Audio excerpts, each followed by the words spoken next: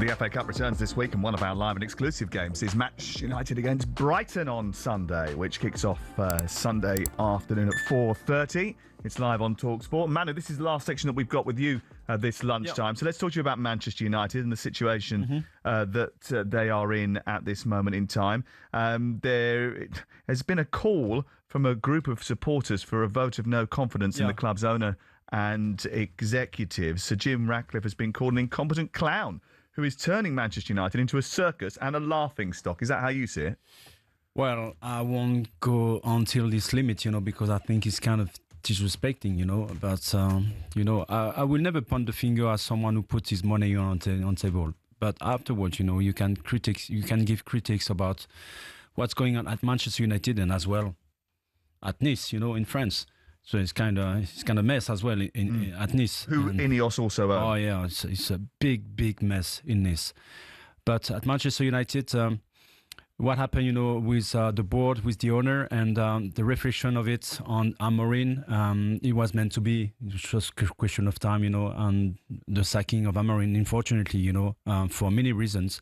I think his days were counted, and he get fired. But the way the club has been managed since Radcliffe and Glazer family as well are still into the club. So huge debt, at Manchester United. Can you imagine that? It's one of the biggest clubs in terms of getting profit, And when you see the reality of it financially, it's a huge mess, It's more than 1 billion, debt, actually at Manchester United. So he has consequences, impact on so many things. It does, and that's why it seems rather weird that they have fired Amorim, not knowing what they're going to do next. It took them by surprise. Yeah. So I understand it. They weren't expecting to do that at that time. But when you take Amorim, you know exactly what you're expecting.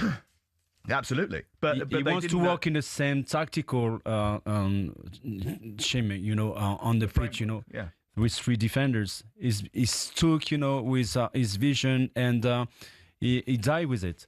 But when you ask Amorim to come into the club and take care of the first team, you know what you're expecting. So don't be surprised after a couple of months that things doesn't go well and it doesn't change, what he wants to do on the pitch with his players. But in terms of what's happened now, they weren't expecting to have to fire him at this time. They haven't got a plan for what goes next. We understand that they're in conversations. They're going to have meetings over the next little while with Ole Gunnar Solskjaer and with Michael Carrick about taking caretaker charge. Should a club of Manchester United's stature be appointing a caretaker manager until the end of the season?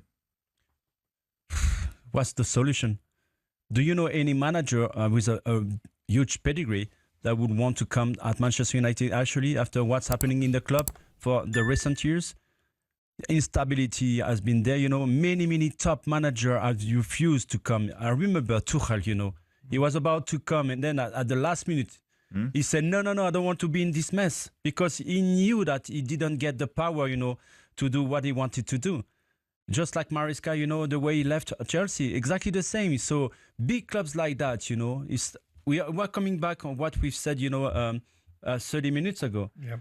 About the power you give to your manager, the vision you give to the manager. It's the same with Amorim. You know exactly what you are expecting when you bring it to Manchester United. So why are you showing surprises like this and saying that he's responsible for the mess, we're going to fire him?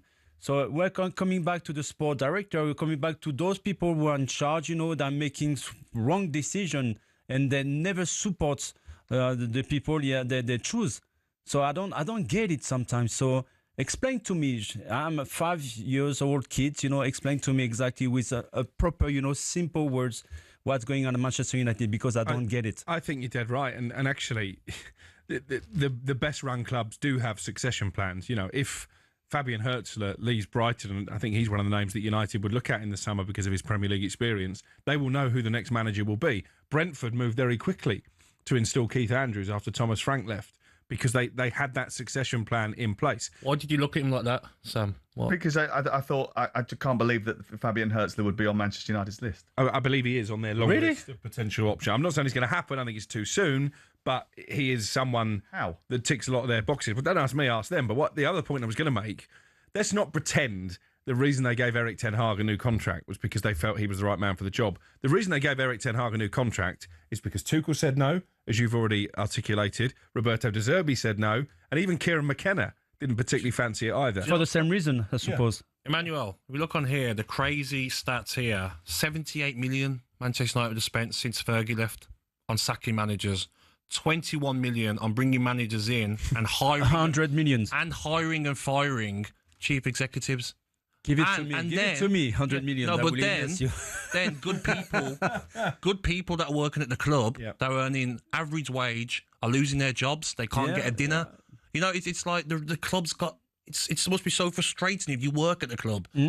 They've hired and fired more managers in the post-Fergie era than they did in the 17 years between Sir Matt Busby leaving the football club and Sir Alex Ferguson coming in. Because That tells you the they ownership are rudderless. changed. They are directionless. They don't know what they're It's doing. not the same owners. So Ole Gunnar Solskjaer, Yeah. does he provide the direction? Is he the right person to come in and do the job? Or Well, Michael? if I remember well, he was in charge for 2 years, something like that.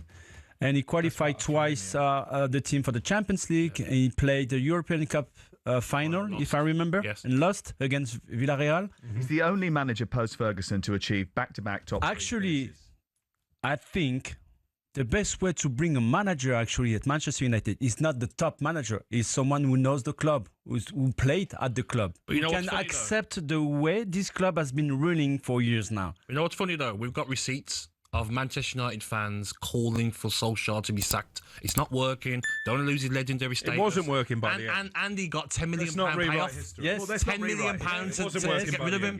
You're absolutely right. We shouldn't rewrite history, but we should say second place finish in 2021 is the highest finish in the last decade. 2021, Sam, 73 goals, sacked highest him. goal-scoring season in recent memory. A Europa League final. 18-19, he went from taking the team down at Cardiff in That's what I'm December saying, to Sam. 6th. In 1920, finished third, semi-final of the FA Cup, semi-final of the League Cup, semi-final of the Europa League. The year later, second, quarter-finals of the FA Cup, semi-final of the League Cup, final of the Europa League, and then 4 months later, they fired him. This is exactly what I said. But on top of it, I repeat what I'm saying.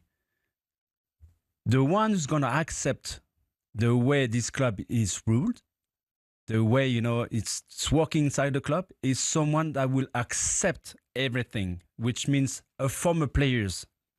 It's the same with Chelsea. Why they took Rosenior? Because no one wants to come at Chelsea. And they knew straight away that if they bring that guy, he will accept everything from the sport director and anything, because there has no way the chance to say anything about that. I just think it's a laughing stock when you've sacked the manager, you paid him out £10 million 4 year ago, 5 years ago, and now you have to go and get him back. Come on. Chelsea did it with Mourinho, though, didn't they? Got him back. That's Mourinho. Listen, I'm massively torn on this Solskjaer situation because obviously he's a legend as a player. De Zerbi, He did in that treble-winning season. Yeah. You've mentioned the good things he did during his spell in charge, but I also remember Watford away when it all ended rather nastily. 5-0 at home to Liverpool, lost at home to Burnley. It's either going to be genius or disaster if they bring Solskjaer back. It will either provide that uplift like it did before. He puts a smile back on the players' face. He puts a smile on the fans' faces, and they end the season strongly. Or it'll be a complete nightmare. Of course, I don't think there'll be any middle candidate. ground. I don't think there'll be any middle ground. He's not the only candidate. They are speaking to Michael Carrick as well. So it may well be Carrick, it may well be Solskjaer, it may well be Darren Fletcher. who Either ends way, up as taking Manu over. says, it will be somebody who's a someone former who's United. involved. Former players. Yeah. But at the end of the day, I'm pretty sure they will find somebody because of the money. Yeah. Listen, it's been great to have you in the studio this morning. Legend, Thank you, Emmanuel. guys. Really appreciate And sorry it. about my language, okay? Oh, it's okay. Listen, that's going to be the most popular thing I've said. I'll start very well the year, yeah. Yeah. Thank you very much. Thank you, Appreciate guys. That bad language is available on our podcast later on today. Outspoken. And that's why we've got Emmanuel Petit in the studio. Thank you very much. World Cup winner, Emmanuel Petit, in the studio with us this Friday morning. Thank you very much. If you want to react to that, if you're a Manchester United fan, by the way, 03717 2233 44. We'd love to hear from you. Danny Roll, the Rangers manager, he's coming on our programme in the next hour. Stick with us.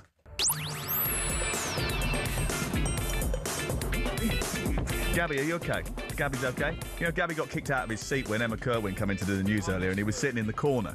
I put it on the Instagram earlier on today. He's sitting in the corner. But don't you like that? Like, I haven't got an ego. You haven't got an ego. You haven't. You are just, just part of the team. You're so humble. Crookie didn't move. He's like, Gab's getting the floor, mate. He's not moved, and he's just sitting there texting on his phone whilst you just rearrange the studio. Emmanuel Petit has left us, so Gabby's gone into his seat now, and he's happy about that. He's just plugging himself in and getting himself sorted. Crook has been losing his mind during the course of the break. He basically, what you said is that you think that the Manchester United fans have been hoodwinked by this possibility of the return of Ole Gunnar Solskjaer. Why are you so anti it? I'm not so anti it, but I would ask the question: if it is Solskjaer, what other Premier League club would employ him? The answer is nobody, because he's not had a Premier League job since he left United. He went to Turkey, and that didn't work out particularly well. And what's the motivation for this? Yes, they'll look at what he did in his caretaker spell and think maybe he can have the same uplift. But ultimately, and I think it was really interesting that Ruben Amorim actually name-checked Gary Neville. This is a board who seem heavily influenced by what those United legends say in the media. And they know, because it happened last time, that if they hire Ole Gunnar Solskjaer, then Gary Neville, Paul Scholes, Roy Keane, the list goes on, they won't criticise him. Well, they might not criticise the club. They might not hire Ole Gunnar Solskjaer. They might not. They might hire Michael Carrick. Carrick's going to get more protection from those pundits than a those mates. teammate, correct? Oh, 100%. That's Michael why Carrick could be close to all of them. But that's not the only reason. It's one of the reasons, and they know the fans were getting bored. They were singing both their names the other night, and I get that, but it comes with massive risk attached to me. And what's the massive risk? Well, they're in a decent position to challenge for a Champions League place. They're within touching distance of the top 5. And they may still get that, no? But they may not. The previous time that Ole Gunnar Solskjaer was in charge, he led them up the table at rapid speed. He had quite a favourable set of fixtures during over the course of 2 seasons? During his caretaker spell. When he finished second after his first season in charge, he had favourable fixtures for 38 games. This isn't that side as well, by the way. This isn't as good as the side that Solskjaer had. Now. I think it's a better dressing room, potentially. Better dressing room, but talent-wise. But again, listen, I wish him well. He's a great guy. I've met him on a few occasions. He obviously was a legend as a player, and that legendary status hasn't been tarnished, even by how it ended as a manager. But we do forget, Rio Ferdinand going on TV that night in Paris. Do you remember how that came about, that win in Paris? Alex Telles, I think it was. Lesser spotted Alex Telles unleashes a shot that's probably going to clear the roof of the stadium, let alone the goal. And it hits a PSG defender on the arm. On the chest, really. It's never a penalty in the Premier League. We get a penalty, Rashford scores, and that basically got Ole the job. Right. What? He won a game. But what about the rest of the CV? You're focusing on one particular incident. Crookie's right, though. He's gone to Turkey. He's got the sack. Embarrassing defeats in Turkey. He's just available at home waiting. Yeah, but that's, you know what I mean? But what's wrong with that? What's wrong with that? They're in a situation where the manager has left at rapid speed. They weren't expecting it. So they needed to come up with an appointment. This appointment appeases the supporters. It appeases some of the ex-players. I think it appeases the supporters anymore. The supporters that were on their way to Burnley were sitting there singing his name, saying that they thought that maybe even Rashford might come. Are they the same ones that were phoning in talkSPORT saying, he's got to go, it's not working, his legendary status, he's going to be affected, please get rid of Ole? It was pretty toxic by the end of that Watford game at Vicarage. You're quick to forget, Sam. But managers are allowed to go elsewhere and fail. And Unai Emery went to Arsenal and didn't particularly work out, but he's done brilliantly at Aston Villa. You can certain clubs might just. I'm sorry, Cookie, sort him out, Cookie. You can't listen. if Ole gets the job, or Carrick, it will only be until the end of the season. Yeah, you can't compare Ole in particular to Unai Emery. You can't tell me that Ole has the potential. Ole doesn't have the potential to do in the game what Unai Emery has done in the game. By the way, there was a time when he was telling us that Steven Gerrard wasn't that bad at Villa, and actually Unai Emery's not much of an upgrade. Did he? By the way, Steven Gerrard, best free signing ever in Aston Villa's history. Boubacar Kamara. Yes. Top.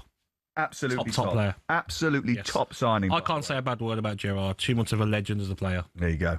Crook, although always trying to go in on the legends and trying to cause trouble constantly, trying to cause trouble with the Man United fan. Alex, serious question. Do you not think the Manchester United owners will only appoint Ole in the hope that they miss out on European football again, which means they don't have the pressure to splash the cash? Big Jim always bleating on about them being skinned, despite the money that Manchester United generate. Ian, a Newcastle fan. Well, listen, I don't know about that, but what I do know is the fact they've just fired Ruben Amorim at the start of a transfer window and they're not going to appoint a permanent successor until the summer means that they have to spend. They can take January off. Oh, of course. And they can make a legitimate excuse not to invest in the squad in January when we're in touching distance of a Champions League place. The fact that they're looking at a caretaker would suggest they're looking at a free agent. No, otherwise Fletcher would be in charge for a few weeks until the board do their due diligence and do what they did for Amorim last season. That's from Kevin Urie. As far as I understand it, that they are going to take a breather though they have taken a breather. They're going to meet with Carrick and Ole Gunnar Solskjaer, possibly one other, over the next couple of days. Dan Nistelrooy is still lurking, I think. Not sure about that. And then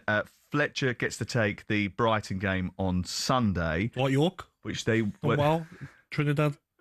David Belly want to be director of football next. Cleberson is assistant. Striker coach, Cleberson. Take your tongues out of your cheeks, boys. The serious news is that I understand that they will try to make an appointment or a decision on an appointment, so whether that's Fletcher, Carrick or Solskjaer, I think, by Tuesday, because there is a need to ensure that they get the work into the players with the new manager before they have the Manchester Derby live on talkSPORT on Saturday the 17th Can I just say, though, January. If a Manchester United manager can come in, once the players come back from AFCON and play the right formation and the right players, Manchester United have got a decent 11. Yes.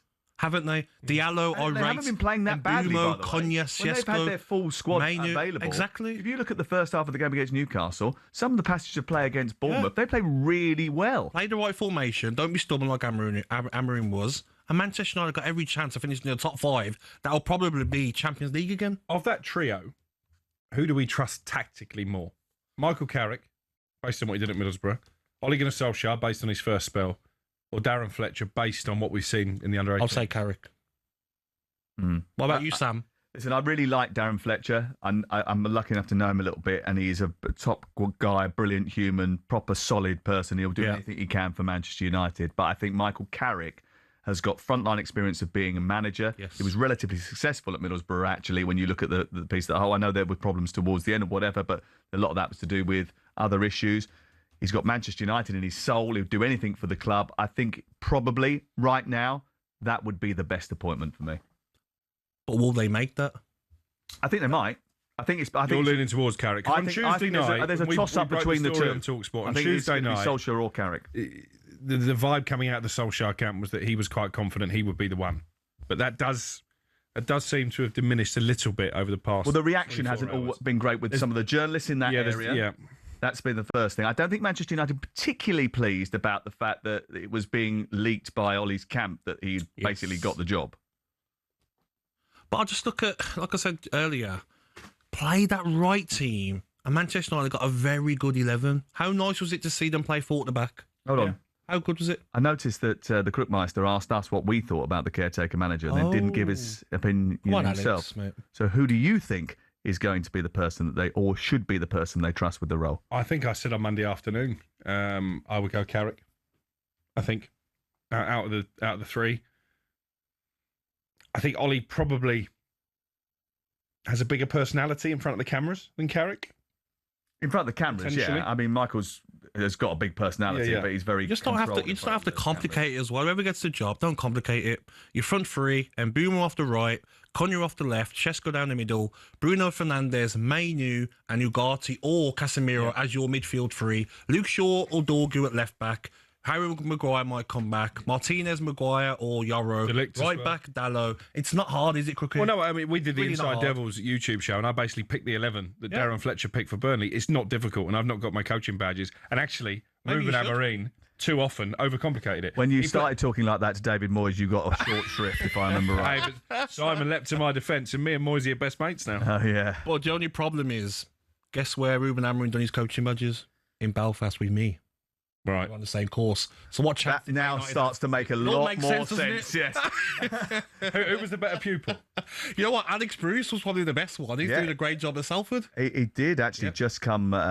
He had to sort of step in, didn't he? Because Carl Robinson was ill, and he won that game. Made a substitution. We had Benjani. We had Christopher Samba. Benjani as well. I tell you what, you've got all the football masterminds there, haven't you? In one room. Crikey. Hey, you weren't on it. Good night out though. Belfast. Good night out. It was, yeah. What about Steve Bruce as interim? Knows the club? Yeah. European final, top 4 twice. All you pundits see Ollie as an easy target like a bunch of bullies, says one texter. I love Ollie. Bladdy Riggins in Blackpool. No, Bladdy Riggins.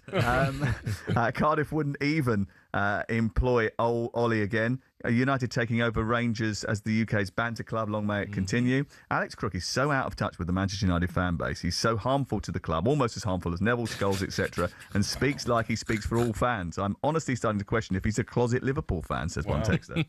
Some people don't like reality, do they? I will never look at it through red-tinted spectacles. Yes, you will. No, I won't. Yes, you do. No, I don't. You do. Always look at it through red-tinted spectacles. I am their harshest critic, and I'll keep doing it because you have to have high demands of your own club. And also, it's a strange season. Manchester United got every chance for finishing in the top 5. The Premier League is ridiculously competitive. Yes. And there is such a small margin between being very bad and being very good. Look at Newcastle United. That goal at the end of that game has basically put them into the picture for a Champions League place. Look at Fulham. Look at Same Fulham. points as Chelsea. Look at Brentford. Yes. They're in the top 5. Exactly. Get a couple of wins in a row and you can climb the table. Talking of managers that you didn't want to appoint, you didn't want Keith Andrews to get that job either, did you? Oh, really? I never said that. You did. You said, why are they turning their attention to the guy that MK Dons didn't want? I said it came with a lot of risk attached. And then you went to see him and he called you Crookie and now he's your best mate. Oh. They're 5th in the table. He's done a brilliant job. You can't argue. He's done a brilliant job. But I wasn't the only pundit who predicted that could end in disaster. Everyone said it. No. If you listen to Premier League All Access at the beginning of the season, we said to you they'd be all right. Well, some of us did. Yeah, but losing Mbumo and Wissa. And the captain. Yeah, but we knew Thiago was coming back. So you thought Thiago would get 16 goals? No, I didn't think he'd get 16 goals. But I knew that they thought that he was going to be a very good replacement for Tony the season before, which is why I wasn't worried necessarily about him not scoring goals, because they obviously, for some reason, they'd done their homework. They'd done a brilliant job scouting him. By the way, 16 goals. No, already. The most of a Brazilian player in the Premier League. It was interesting to hear Tim Vickery yesterday. I think he's on with on the H&J show, and he was saying there's still a pushback in Brazil because he plays for Brentford. They don't like the idea of a Brentford striker leading the line at the World Cup for Brazil. Dear oh dear. Scandalous. That sounds like you'd be well in Brazil, by the way. You'd fit in perfectly. 03717 223344. Thank you for all your text messages. Jenny sent us a text message as well, saying that she's really enjoying the show this morning. We're enjoying your company as well. Just came back to 12:15. Danny Roll is going to join us at 12:30.